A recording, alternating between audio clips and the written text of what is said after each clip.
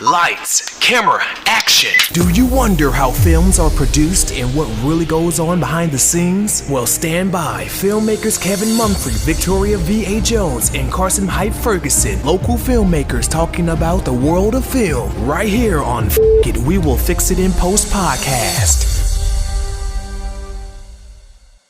Good morning, good afternoon, and good evening. Whatever time you're listening, I thank you for doing so. I am Kevin Mumphrey, and this is We Will Fix It in Post. With my friends here today, Victoria V.A. Jones. What's going on? And Carson Hype Ferguson. I keep messing up your name. You've been messing his name up I know. for a minute. Oh, man. There's a rhythm. I used to have a rhythm to it, but I don't have it today. I'm here. Yeah. You're definitely here, Yeah. and we're happy to have you here today. Yeah. So today I wanted to have a little conversation about black cinema. Within the last few years, it's been a reemergence of sorts. There are films that are getting noticed that are also doing well in the box office, also doing well critically as well. For example, you have once Tyler Perry's films. They started to do well. Then it became an opening for a Will Packer to tell his stories in his own way. And when his movies did well, it opened the door for other filmmakers such as Ava DuVernay and Issa Rae. So up until, Issa Rae, who tells those stories now into 2021. Now we have a slew of black films that's telling different stories and different aspects of the African-American experience, from The Black Messiah, Coming to America, The United States vs. Billie Holiday, and the recent release of One Night in Miami, which was directed by Regina King. So this rise in black cinema feels a bit reminiscent to me to like the late 80s, early 90s with films such as Spike Lee's Do the Right Thing, house party films, and cult classics such as one of my favorites, Friday and Boys in the Hood. But somewhere between the late 90s and early 2000s, it seems that all these films seem to disappear. So what do you all think caused the disappearance of black films in cinema? I think it was the money people change. The money people change, whatever, and people aren't as apt to take risk on stuff that they don't know. And there's a lot of studios that didn't know anything about black cinema or black films. And that goes for, just not black films, it was television also. Back in those times, you had a lot of TV shows that were black. Early, what was it? When UPN had all those string of shows. Well, I mean, if you really think about it, it was late 80s all until about 95, right? 94, 95? Because, I mean, I'm even thinking about, like, Homeboys in Outer Space. We talking about UPN. Oh, man. And I'm like, yo, that just... I used to watch all that stuff, man. Because you remember for a while, though, UPN was, like, our network. Yeah. Like, for real. No, but really it was. It was a spot.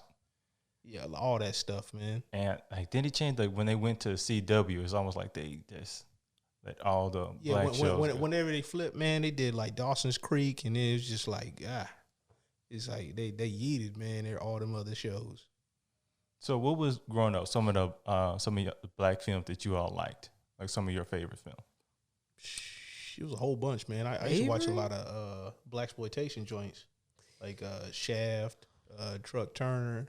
Even though, like, this is not an official black film, but Sister Act 2 was one of mine. Sister Act was good.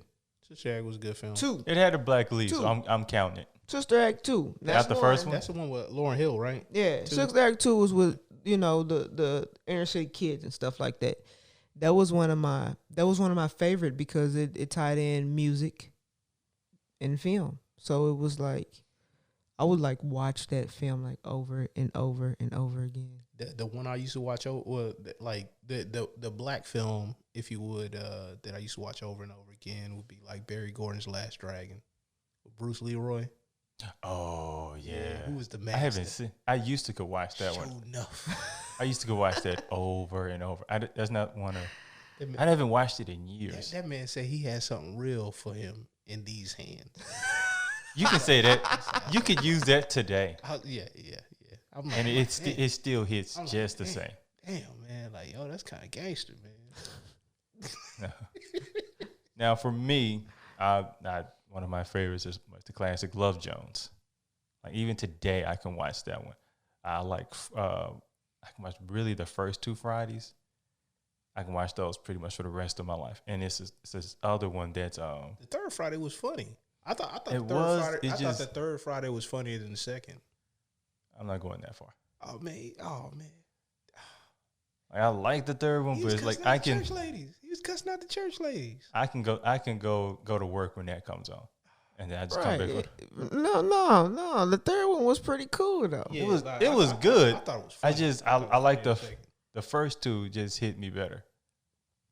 A lot of people like the third one. I'm very much in a minority in liking the second one. I've only met one other person that didn't like the third movie. They actually preferred the second over the third. I wouldn't say I didn't like it. I'm the one who prefers the second over the third. Like the third is like, all right, I've probably been sitting down watching movies too long. I can just go to work now. But I watched the first 2.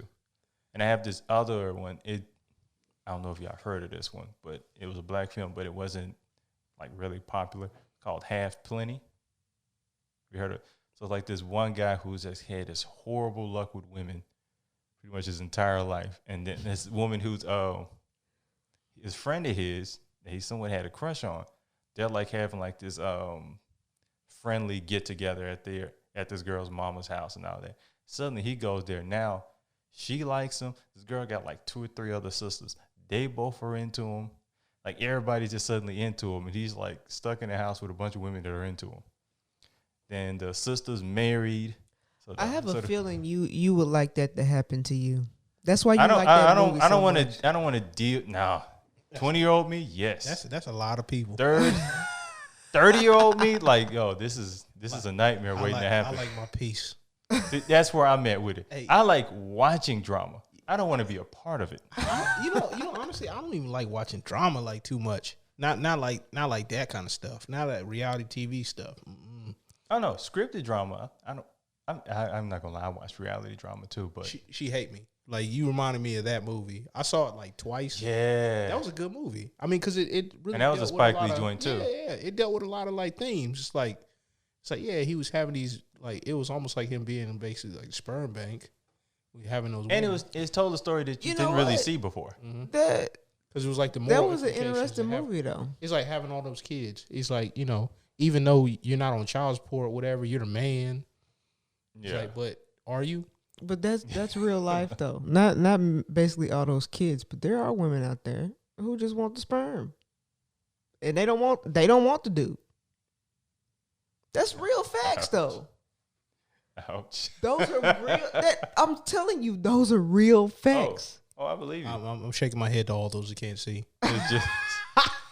It's just kind of hurtful to hear. How is it hurtful though? It's really not, man. It is what it is. We're done with you. Yeah, that's basically what they said. Look, it is what it is, bro. It's time for you to go. We've got our donation. Thank you. Goodbye. I'm like, and that's all they want. That's it. They don't want you to play the father role. They don't want none of that. We're gonna have to go to the bank over there because you ain't about to get me. Gotta be at the sperm bank with a contract. No. I mean, it's through the bank. So you already signed that. I was like, but like after have you signed any of these? After watching that movie though, I don't know if I would want like somebody with my blood like just walk around out there that can't know me or won't know me. I don't know. There's like some moral implications in that. So would you all say the 90s was the golden era, the golden age of black cinema? No. I don't have to elaborate. Oh, okay. What would you say it was? I was going to let him speak on it. I mean, I think it was the 60s and 70s, like when they first like kind of came on with the blaxploitation joints. I mean, yeah. Because it was hitting you with one like as fast as they could bring them out. Yeah. I mean, also in the 90s, you had a lot of black films. You had a lot of black films that had good meaning in it. You know what I'm saying? That were written well. Not all films today. Okay. But some of these black films that coming out today, there's not no thought behind it. You know what I'm saying? When's the last time a good Love Jones came out? They tried it. But it failed, didn't it? Boy. No soul. Now, well, see, because visually, the film looked great. Like it would probably visually, the aesthetics of it Yeah. looked maybe better than Love Jones. Story over everything. The story, I couldn't really get into it. And then, I mean, you put the actors in, so it just didn't. The chemistry wasn't there like I would have liked. I like that they tried it. Like I don't mind them retrying that format. It's never going to be Love Jones, Right. but if you're going to try a Love Jones-ish film, like I'm not going to knock seeing two black people fall in love and try to be in a relationship. I don't mind that at all. But it aesthetically, I loved it. But the story just, But yeah, it's the story. I couldn't follow that story. See, but I mean, like, a lot of people are chasing things now. They're making carbon copies of stuff. And, like, do you really want a copy of another copy? I mean, no. You want a story. Like, something that, I mean, people have been telling love stories since the beginning of time. Right. Yeah. The difference between that story and Love Jones was what? The fact that it was light on story. I don't know. I didn't watch it. Yeah, I ain't watch it. I got a feeling I know what you're talking about, but I ain't watch it. Yeah, I remember seeing a preview and I was like, all right. you just couldn't really. It wasn't the story you wanted to follow. It just didn't capture your attention. I mean, I make a one or two, hey, yes or no kind of thing, like on the preview, and unless it's like super super cheap, and like I done cleared out my Netflix, or you know what I'm saying, or something like that, it's probably not getting looked again, unless it gets a recommendation by a friend, Right. and it better not be that one dude that he got that questionable taste, and I'll be like, I'm not listening to you. Yeah, I've got one of those. Your movie choice sucks. So if y'all remember back in the 90s, you would see a lot of rappers that would go from rapping and they would transition to acting in films such as like Method Man, Ice Cube. I love Ja Rule. Not Ja Rule. Not Ja Rule. Not doing, no.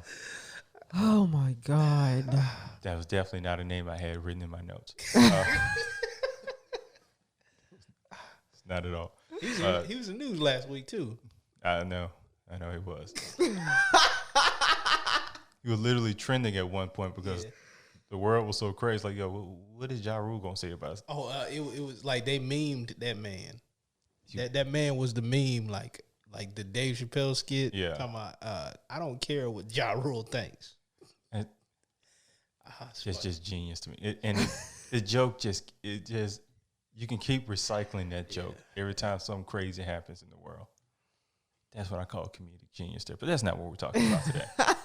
So do you all think that the rappers who would come into like the films, or I mean, you'd even see them like the show New Jack City, you would see rappers get on. Do you think that kind of helped with almost like marketing or helped with the boom of film? That's just like marketing TV shows. They popped up in TV shows. I mean, whoever's popular, right? Whoever's popular, popping, whatever. I mean, look at my man Ice Cube and Ice-T.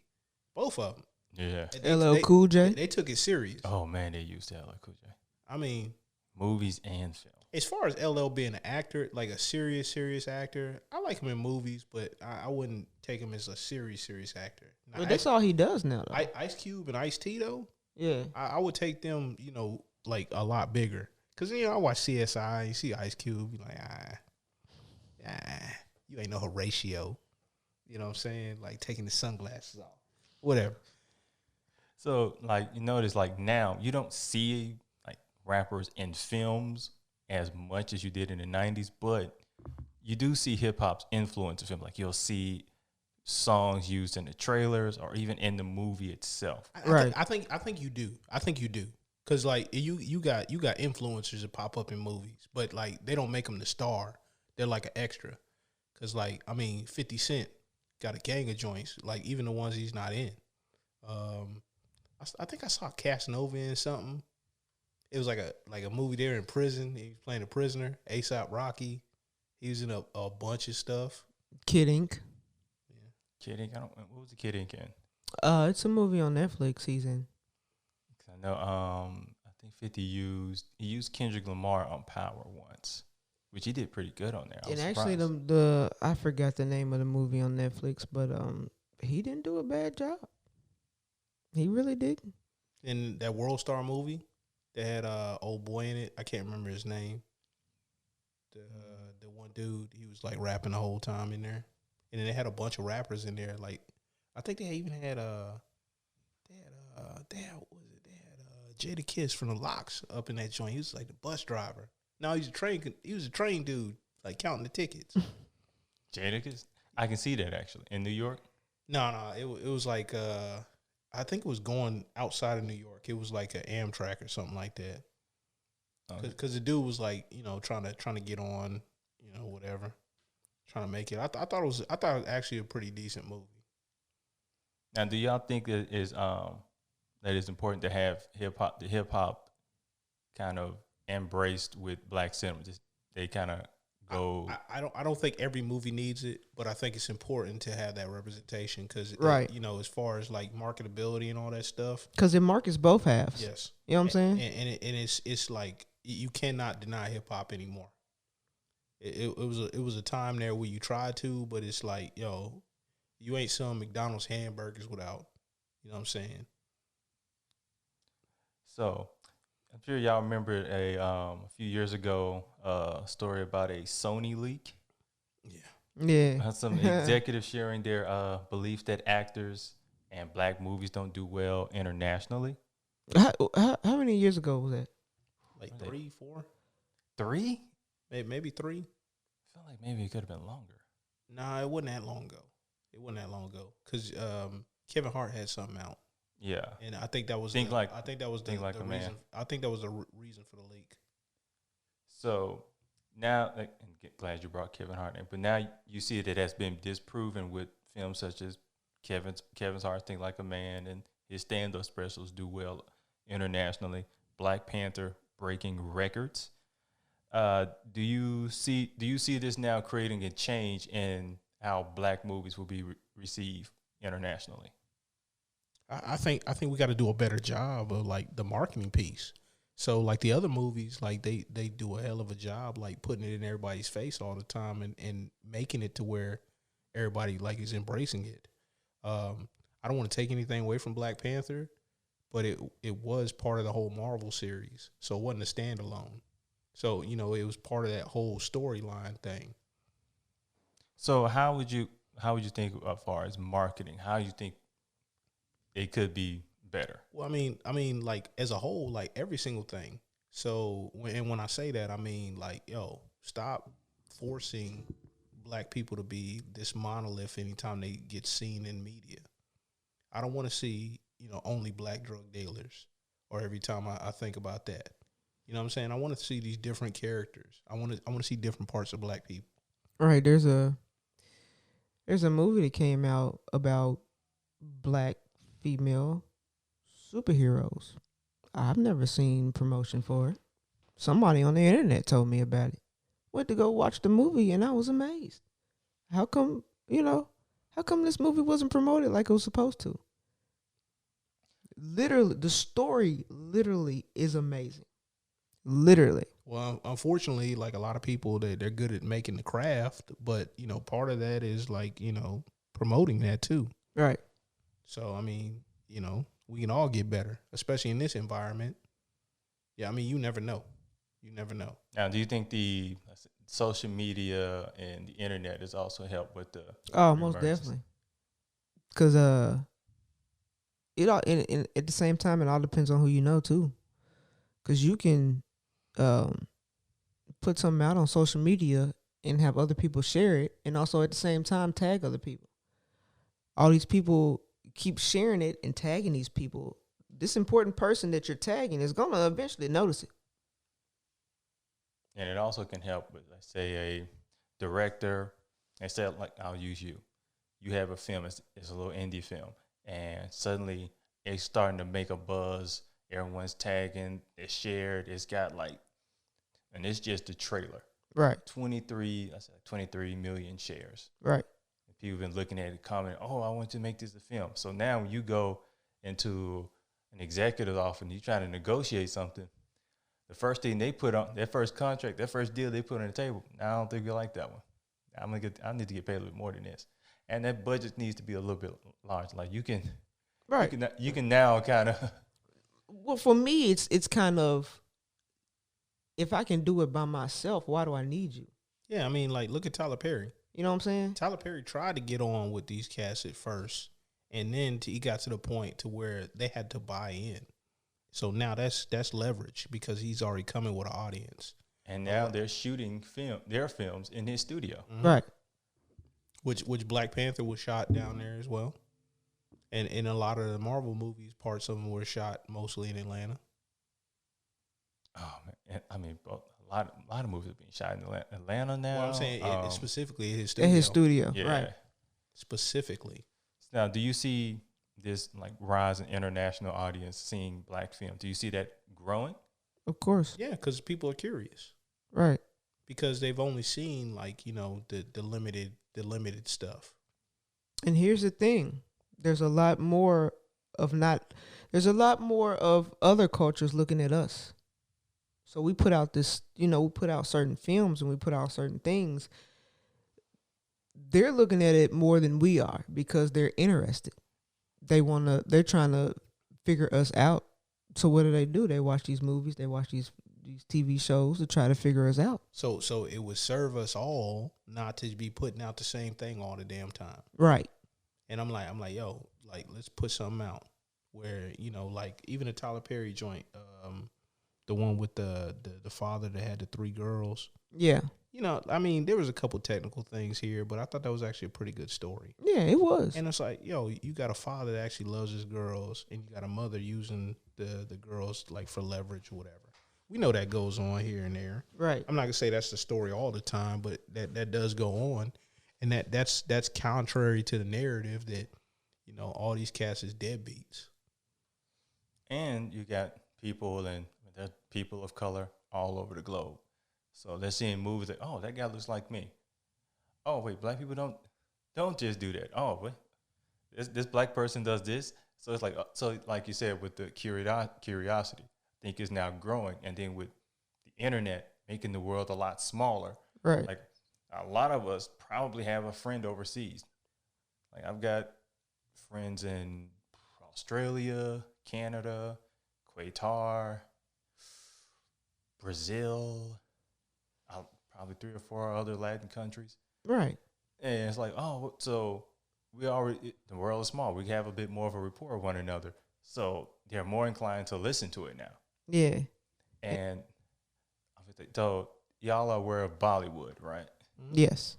Do y'all see there being any way of, or could it happen, like American film making or American film in Bollywood just kind of Extradition.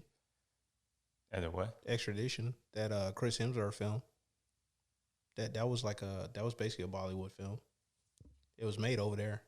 It was made specifically kind of for an American audience, but it was made for both audiences. And it did well? It was Netflix. Okay. It did very well. So you can see a Bollywood film could work here. Yeah. Yeah. And American films could probably, at least now, could work. It has to be a true American film. So partly one of the things that I kind of critique a little bit is you have too many Americans now that are looking for the outside dollar. And because, they want Chinese money or something like that, they make a Chinese American film and they don't make a genuine American film. And then the Chinese audience is like, And it looks like you're pandering. yeah, because they're like they want Americana. That's what they want. I mean, look at the last 2 Star Wars films, not the in between films, but the franchise films or whatever. They didn't do as well worldwide. I mean, they did well. Yeah. But they didn't do as well as, you would predict for that big of a franchise. Yeah. So let me ask you this. So why do you all feel it's important for black stories to be told? Because other people tell them, they don't tell them right. Let's look at it, all right? The black films that weren't the white directors, you know what I'm saying? Some of those films weren't told right. It's important for us to tell our own stories because we live it, you know, we can tell it best, to be real with you. So about like not being told, right? Could you elaborate a little bit? Like, is it like I like, so, you know, there's that phrase, write what you know. Yeah. yeah, And then, like, you know, if you want a certain amount of authenticity from something, you have to go to the source at certain points and times. There's some people that can do a really good job at telling certain parts of stories, some stories, but not all stories. Some stories you gotta go to the source. That's just like me trying to tell a story of a man. I'm not a man. But if I go to you and I say, hey, tell me how it is to be a man. You know what I'm saying? That's you. You might be different. Going back to black TV, there was a show back in the 90s called Rock, where the father, black family, whatever, Baltimore, the father was a garbage man, and he was trying to hold on to I his remember that family. show. Yeah. And that was like right when drugs started coming in, like super hard. And so, you know, neighborhood's starting to change a little bit, get a little bit bad.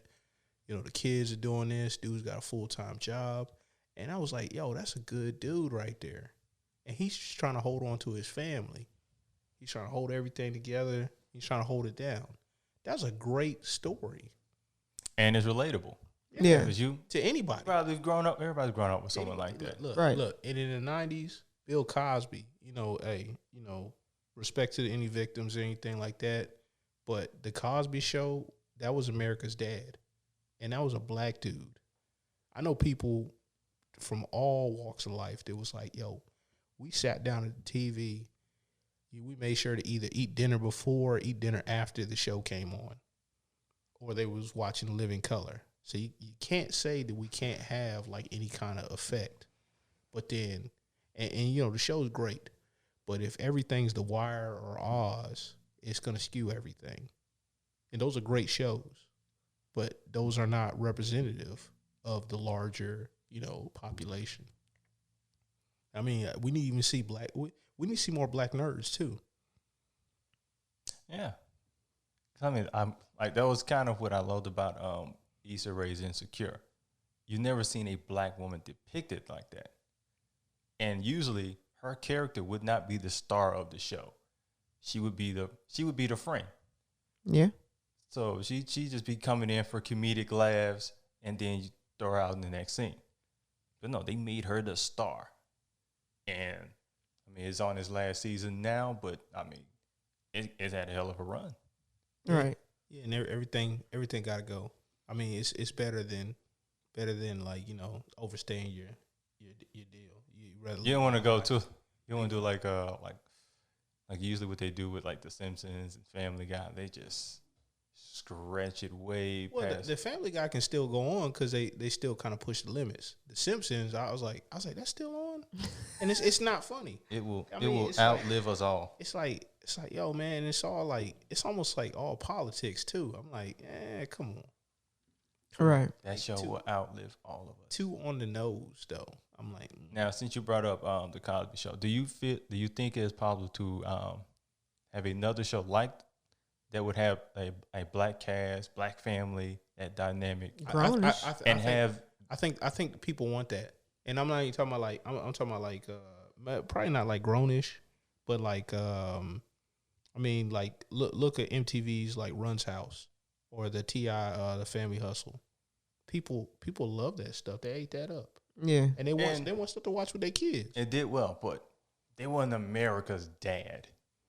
I think it can happen easily. It just has to be on like Facebook Watch now. It has to be where So you don't think it could be on prime time? Prime. I think there's too many cable. The major. I think there's too many cable cutters. If it's on Netflix, it could work. If it's on Amazon Prime, it could work.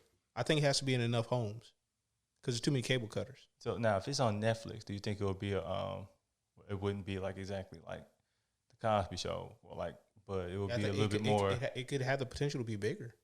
Like it would probably tell, let's say, darker stories. I mean, yes and no. yeah, it doesn't have to tell dark stories. I mean, like look at Bel Air, which is the reimagining of the Fresh Prince. Yeah, Right. It went like on the darker side, and that's brilliant.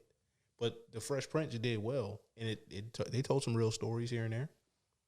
And then it's like you didn't even realize how dark it was until they did the reimagining. I was like, oh yeah. Yeah, because you like because you laughed the grip with it or whatever, and you didn't see like you didn't have to really live with the pain like that. It wasn't a drama. Yeah, Yeah. And I just think it's really great that now how you can tell a story. You can tell a dark story in a comedic way, and you almost forget how dark this person's life is. It wasn't even a dark story though; it was just life. But you could make it a dark story. Yeah, yeah. It could. I mean, you could take the Fresh Prince of Bel Air and have it almost formatted like The Wire. And you know, honestly, it's how you accept your circumstances versus the circumstance you dealt with. So you could have comedic, Will's character, or you can have dark Will's character. It's all up to you. And both work incredibly well. So, what do you feel needs to happen to keep the momentum of this reemergence of black cinema? More people telling black stories. Good stories, great stories. I mean, story trumps everything. And also at the same time, giving other people chances. Mm-hmm. There's a lot of people out there who got good stories. There's a lot of black people who are sitting on good stories right now. And, you just got to give them a chance. And if somebody don't give you a chance, where you make a chance? We live in a time where with technology and all that stuff. And I was just sharing a book with VA where we hold the ball now. The middleman's gone. I mean, they still try to be there here and there. They try to get in here and there. But it's like the music industry. I'm like, there's a point in time where you don't need them. Build your audience and go. Right. Yeah. Like more people should be more inspired by Tyler Perry or those types to want to do that kind of thing. I mean, because you have more leverage. If you want to go the other route where you want to just do studio films or whatever, that gives you more leverage right there too. So do you think, I say an emerging director today have more leverage to get a project done than, I say, 2002? Depends on what kind of project. We talking about like what price range we talking? We talking about like a full on deal with the bug that happened this past year. I think that kind of leveled the playing field a lot too, like for as far as like deliverable or like the audience kind of thing. So now it's like across the board. It's like they don't have a leg up like getting four-walled or something like that now. So for a black film, do you feel it is more important to have critical success or financial success? Ideally, you'd want both, but sometimes you have the films that depends on the person. Depends on the person. Right. It depends on the person. What part, and honestly, maybe even what part of career you're in. Are you early in your career? Are you later? Who do you like? What do you care? What do you value the most? So add on that a little bit. Early in your career, what do you think is for a director would be important in the early part of their career? I think as far as some people, whatever, they would probably want critical success or like audience success. But I'm like I would want financial success because I want to fund the next project, and I want to be able to pay for my own stuff, so I'm not necessarily beholden to too many people. So you want the financial success early so that you can almost kind of take that money and invest it into yourself. Yep. So you don't even have to go back to the studios and ask them to help you. I don't plan on going really the studio route. If they want to come in, that's one thing, and I wouldn't be opposed to it, but I'm just like, I'm not going searching for it. That's just me. VA, what about you?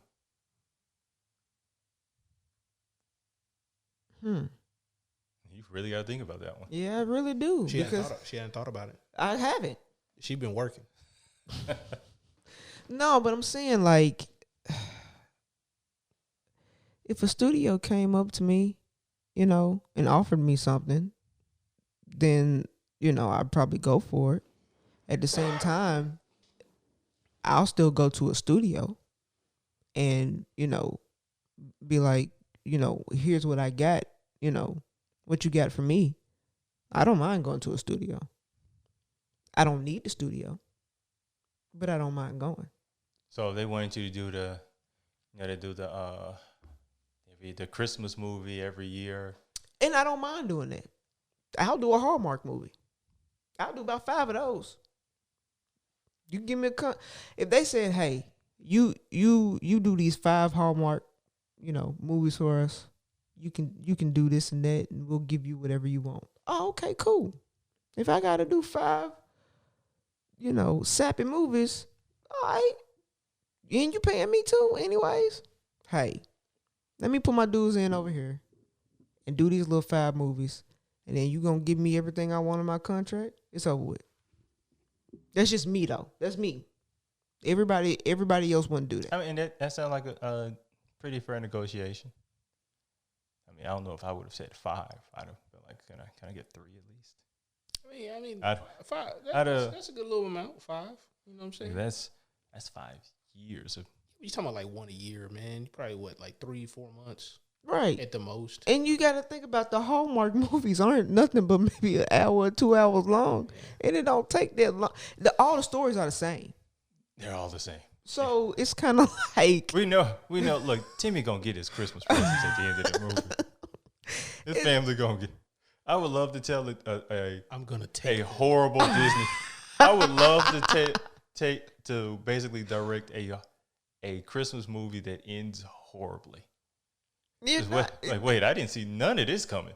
Unless it's a horror film. Yeah, I want my Christmas movie to end as a horror film. Like, I want people leaving the theater going, "Whew, what happened there? Who wrote this?" But they dish those movies out so fast. They dish them out so fast, so because they're very easy to shoot. I think the one they shot up here was like, what, 2 months they shot it? 2 months to shoot it. Then there's the editing. Then you put it out the next year. So, it's all about the route that you want to take also. You know what I'm saying? So it's kind of like, what route do you want? Do you want this route? Do you want that route? And each person's supposed to figure out their own path Right. anyway. So Right. my biggest thing is like, I don't want anybody like holding something over me to where I got to make any decisions on the stories that I want to tell. So that's the main thing. I want to tell the truest thing to, and I'm not saying that I wouldn't have any input from my crews or anything like that. Right. Like they would help me shape the story that I need to tell, the best version of the story I need to tell. But I'm like, the studio route is probably not for that. Maybe if I ever got like, say, a comic book movie or something like that, then that'd be different. Yeah. But I wouldn't necessarily. I still wouldn't seek it out. It'd just be like, it had to be something that happened. Where say like, I got this crazy idea or something like that, and then we just like, yo, check this. We got this cat right here. I get introduced and be like, it just work out like that. It wouldn't be like, hey, I want to make this movie. Can you help me make this movie? Well, that's just like the people who, and I let's just put this out here. I have no, like, you do your hustle. I have no problems with people who do this, but I don't do it. The people who, start a Kickstarter for their film, they haven't even shot anything yet. So why do you, I put out movies. So how come you can't put this simple movie out by yourself? I would do at least a trailer if I was going to do that, so you have something to show that it's not just a pipe dream. Even if I got give them a taste of something. Even if I got a crazy body of work, be like, yo, we want to make this to a full length feature. Yeah, and then create a budget like based off of that, whatever, and all that. And then I think like showing a trailer, it shows initiatives. Like, you did something. Yeah, you did something already. Because I'm not like, the average person's not going to read the script. Yeah. And I'm like, yo, you a serious movie nerd. You reading the script. I'm like, but then the script though, it don't necessarily come to life. Even if you read like, say, The Social Network or right, one of these great films, you'd be like. And also the thing about reading it, you're reading it and you've got your own vision in your head. And when you direct it, you're going to have your own vision. So it may not even be the vision that I have. Right. Yeah, So and we're not even watching the same movie. And then you talking about adding actors on top of that to where they may give a performance that you didn't even see in your head. Exactly. And now they turn it into something completely different and brought it way to life. So you didn't pay for a Kickstarter. Like, wait, this wasn't the movie I was thinking of. I'm like, I Sorry. I like crowdsource funding or whatever. I actually support a lot of crowdsource funding projects like comic books and like inventions and stuff like that. I don't think I would ever invest in something where they didn't at least have a trailer or some kind of like, you know, hey, we've already done something. All right. So lastly, I want to actually ask y'all this. So how do y'all feel with the emergence of black film? You see a lot of black directors. You've got Ava DuVernay, as I mentioned, Ryan Coogler, Barry Jenkins, and Tyler Perry. How do you think they've also helped with the emergence of black cinema, reemergence of black cinema? Oh, most definitely. In every single one of them tells a different story within their films. So it's kind of like you get different worlds of black. You know what I'm saying? Each one of them tells something different about a black experience. And it's good because of the fact of all black people aren't the same. But at the same time, that's what some people think. All black people are the same. And that's because they haven't been getting different stories. Do you feel it's as diverse now as it was in the 90s or more diverse? You talking about movies or the community? No, movies. I think it's less. Because I think we used to go in other spaces more, and there was like a lot more crossover appeal. I think it's less. I think we're like kind of going into like little like hubs or something like that now, even though other people aren't doing that, and they're going and consuming our stuff. Yeah. And they'll be like, and they'll still go look at other stuff as well. I mean, look at Crazy Rich Asians. It wasn't like just some crazy great movie. It was okay, I guess. I haven't seen the whole thing, but it was okay, I guess. Yeah. But it wasn't like some, you know, world renowned. But it was like, oh, it's a different, you know, a different experience. Right. Like looking at that film. Now, do you feel like America or even the world is like more opening to watching these different portrayals of black life? Yeah. Yeah, because they're interested. Yeah. They are completely interested. Yeah, definitely. They want to know. It's kind of like they want to know at the same time they want to be nosy. At the same time they want to steal some stuff. At the same time they, you know, all the above. And that's just the truth. Okay. Well, do y'all have a film that's coming out that you all want to watch? I hadn't really been paying attention. Like not like like I really haven't been paying attention too much. I'm Like, trying to think. I normally pay attention a little bit more, but I really haven't. Like No. I'm definitely going to see Black Messiah Coming to America. I would like to see Coming to America. I just kind of want to like see. I'm definitely. I want to see the continuation of the story. I'm definitely gonna watch that. But I really haven't been paying attention. But something that like really sticks out to me right now. Like there's nothing I like really gotta see, right? But I want to see a lot of films. But back then it was like oh my God, I gotta see that movie. I can't wait till they release this. I gotta go see that movie. I mean, do you feel like it would like maybe marketed better in the past, or yeah? Or did you pay more attention to it? I probably paid more attention to it because of the fact of back then I wasn't making movies, so I paid more attention to that. Now, if it's like if something catches my eye, then that's something that I really want to go see or watch.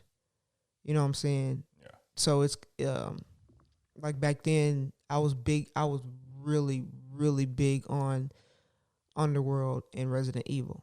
So every time that they would release a film of one of those, I had to see it. You know what I'm saying? So for me, Nah. Oh. It would be cool to have, a black underworld or Resident Evil type Like I love Underworld. movie come out or something like that.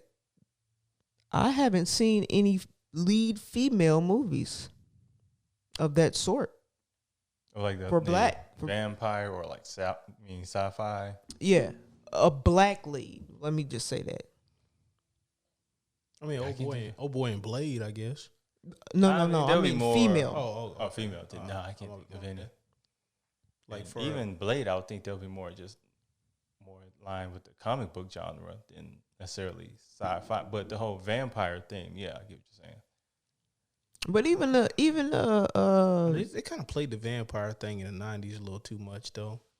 I thought, like the brooding vampire. I don't want to see no. Me personally, I like. And then Well, I never thought about it. I was like, man, these dudes are assholes, man.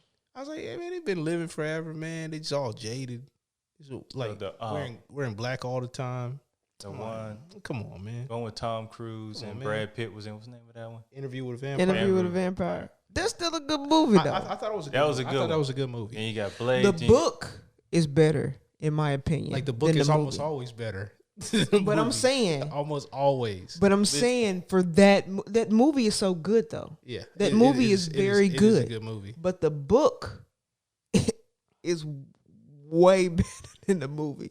Any movie that's good, that's what I'm saying. Any movie that's good, that is like phenomenal,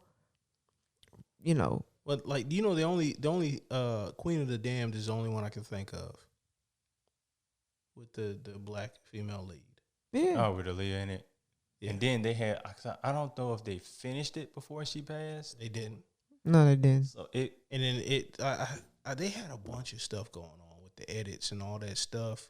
I remember listening to a little bit of commentary, and it was like it wasn't a movie that that the director had all the way intended. But then again, that goes to the whole thing. I've seen all these stories, heard all these stories about people saying that somebody pulling the purse strings got to tell you how to tell your story, Right. and they might not know nothing about stories. They may just be money people. you go, add this person in because they're watching and Be like, hey, this person is good for this audience, but I mean, if you cast them the wrong way, maybe they won't be good for that audience. But whatever. I don't know nothing. And on that note, just going to say, whatever you watch, support black films because there's a lot going on. There's a lot of different stories that are being told, and I just think it's great for these stories to be out there in society, so you get to see different looks of the African American experience. Demand good story. Yeah, just don't put nothing out. Put nothing out there and expect us to look at story. Yes. But there's Garbage. good stories currently being told. So, and a lot of y'all at the house anyway and got Netflix. Check a black story out. Make sure you look it up too. You know what I'm saying? I mean, you can go to Google black films. Hey, ain't your grandma like that too? This inside story. That's for another episode. That's another time. But I'll tell it though. Don't worry. We're going to get to it. Because it still pisses me off to this day. But that's what happens when them stories get out like that. And we'll keep that for later. I am Kevin Mumphrey, and also having Victoria V.A. Jones and Karsten Hype Ferguson. And this is We'll Fix It in Post. Yes, it is. And that is a wrap.